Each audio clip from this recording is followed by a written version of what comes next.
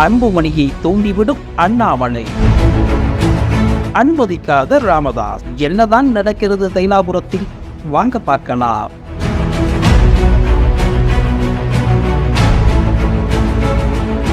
வேண்டும் வேண்டாம் என மீண்டும் ராமதாஸ் மற்றும் அன்புமணி இடையே விக்கிரவாண்டி இடைத்தேர்தலில் போட்டியிடுவது குறித்து கருத்து வேறுபாடு நிகழ்வதாக தகவல் வெளியாகியுள்ளது.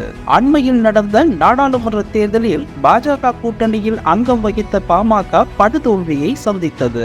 ஆனால் இந்த கூட்டணி அமைவதற்கு முன்பே இறுதி வரை பாமக அதிமுக பக்கம் சாயப் போகிறதா அல்லது பாஜக பக்கம் செல்ல போகிறதா என்ற குழப்பம் நீடித்துக் கொண்டே இருந்தது. எடப்பாடியை சந்தித்து ஓகே செய்து விட்டார்கள். பாமக இந்த முறை அதிமுகவுடன் தான் கூட்டணி சேரப் போகிறது என்றெல்லாம் தகவல்கள் வந்தபோது யாரும் எதிர்பார்க்காத நேரத்தில் திடீரென பாஜகவுடன் சேர்ந்து மக்களவை தேர்தலை சந்திப்பதாக பாமக அறிவித்தது. குறிப்பாக நடந்து முடிந்த மக்களவை தேர்தலில் பாஜகவுடன் கூட்டணி வேண்டாம் என்று ராமதாஸ் பலமுறை மறுத்ததாகவும், ஆனால் பிடிவாதமாக இருந்து பாஜக கூட்டணிக்குத்தான் செல்ல வேண்டும் என்று அன்புமணி வலியுறுத்தியதால் தான் இறுதியில் பாமக பாஜக கூட்டணியில் இடம்பெற்றது என்று சொல்லப்படுகிறது. இந்நிலையில் வரும் ஜூலை 10ஆம் தேதி விக்கிரவாண்டியில் இடைத்தேர்தல் நடைபெற உள்ளது. திமுக தங்களுடைய வேட்பாளரை அறிவித்து தேர்தல் பணிகளை தொடங்கிவிட்ட நிலையில் அதிமுகவும் விக்கிரவாண்டி ஒன்றிய செயலாளரான பன்னீர்செல்வத்தை களம் இறக்க திட்டமிட்டிருப்பதாக தகவல்கள் வெளியாகி வருகின்றன.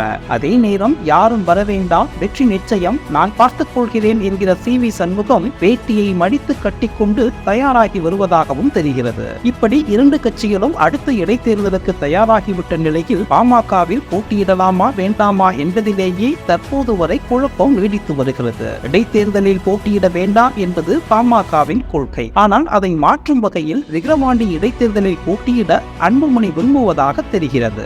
ஆனால் ஆளும் கட்சி முழு பலத்தோடும் அரசு இயந்திரத்தின் உதவியோடும் களமிறங்கும் இடைத்தேர்தலில் போட்டியிடக்கூடாது என்பது ராமதாஸின் விருப்பம். அதனால் ராமதாஸ் மற்றும் அன்புமணி இடையே கருத்து வேறுபாடு நிலவி வருகிறது. ஆனால் பாஜக மாநில தலைவர் அண்ணாமலை விக்கிரவாண்டி இடைத்தேர்தலில் பாமக போட்டியிட வேண்டும் என்று சொல்லியிருப்பதாகவும், அதன் காரணமாகவே அன்புமணியும் தீவிரமாக போட்டியிட விரும்புவதாகவும் தெரிகிறது.